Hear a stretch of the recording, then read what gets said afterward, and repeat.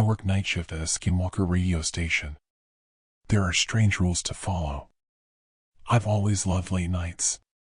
Something about the silence, the way the world feels suspended in shadow, like time itself pauses and only the chosen few are awake to witness it. When I saw the job posting for a night shift radio DJ in a remote Alaskan town, I thought it was fate. Harrington AM 1330. Must be comfortable working alone. That last line should have been a warning.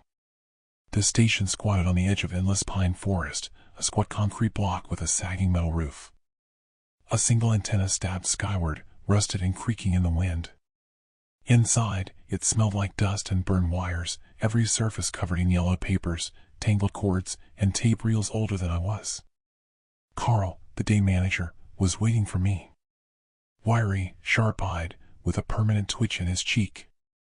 He shoved a thick binder into my hands before even saying hello. These are the rules. Stick to them and you'll last. Break them and, he shrugged. You won't. I flipped through it, expecting technical instructions. Instead, the pages were filled with warnings. The rules. Never play a song longer than 5 minutes. If you do, they get in. Always announce the time at the top of the hour. If you forget, you'll hear another voice do it for you. Do not acknowledge it. If a caller asks for directions, hang up immediately. They're not driving anywhere you want to follow. Between 2:13 and 2:17 a.m., the dead air will come. Do not try to fill it. Do not speak. Just wait. If you hear scratching at the booth door, keep broadcasting. Do not look. When you leave at dawn, check your reflection in the glass. If it moves wrong, do not take it with you. I laughed, but Carl didn't. He just clapped me on the shoulder and said, "Good luck tonight." My first night. The first couple of hours were fine. Lonely, sure, but peaceful. I spun records, read the weather, filled the gaps with awkward chatter. The signal didn't reach far, just a handful of towns scattered across frozen backroads. At midnight, the phone rang. 13:30 a.m., you're on the air, I said brightly. Static. Then a man's voice, can you tell me how to get to town? I've been driving in circles for hours. Rule number 3. My stomach flipped. I hung up. The phone rang again instantly. This time, silence. Then faint breathing. Then, my own voice whispered, don't hang up on me again. I yanked the cord from the wall. My hand shook so badly I nearly dropped the receiver. I told myself it was a prank. A crossed line. Anything but what it sounded like. The dead air. At 2:13 on the dot, every machine in the booth died. The record spun silently. The mics cut. Even the hum of the lights vanished. I sat in absolute silence. My ears rang with it. Then came footsteps. Heavy. Measured. Crossing the empty lobby outside.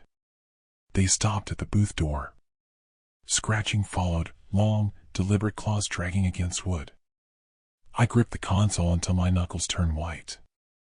Every instinct screamed at me to look, to check the door. But the rule burned in my mind, do not look. For 4 endless minutes, the scratching circled the room. Nails dragging across walls, then glass, then right behind my chair. At 2:17, the machines roared back to life. Music blasted through the static.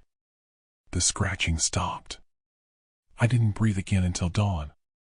The reflection. Carl returned the next morning, whistling like nothing was wrong. I tried to explain, my words tumbling over each other, but he just chuckled. You followed the rules. That's what matters. I stormed toward the exit, furious at his calm, but froze at the lobby window. The glass was tinted, faintly reflective. And my reflection smiled. I wasn't. I bolted outside into the snow, heart hammering. Through the window, my reflection stayed behind, grinning at me. The weeks after. I should have quit. Packed my bags, left Harrington behind. But the job paid well, and jobs out here don't come easy. I convinced myself it was stress, imagination, maybe the isolation. But every night, the rules prove real. The phone rang, voices asking for directions. Sometimes men, sometimes women, sometimes children. Once, a sobbing child begged me to tell her how to get home. I nearly broke that night, hand trembling over the receiver.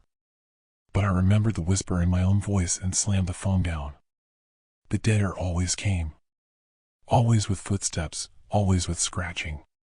Some nights I swore I heard whispers pressing through the glass, like lips brushing my ear. And the reflection, it got worse. Every dawn, I checked the window. Some mornings, my reflection lagged half a second behind me. Others, it blinked when I didn't. Once, I swear its mouth moved, whispering words I couldn't hear. I started leaving without looking, head down, blind to the glass. But I know it's waiting. Breaking the rule. Last night, everything fell apart. It started with a mistake. I got caught up in a song, an old ballad that stretched just past 6 minutes.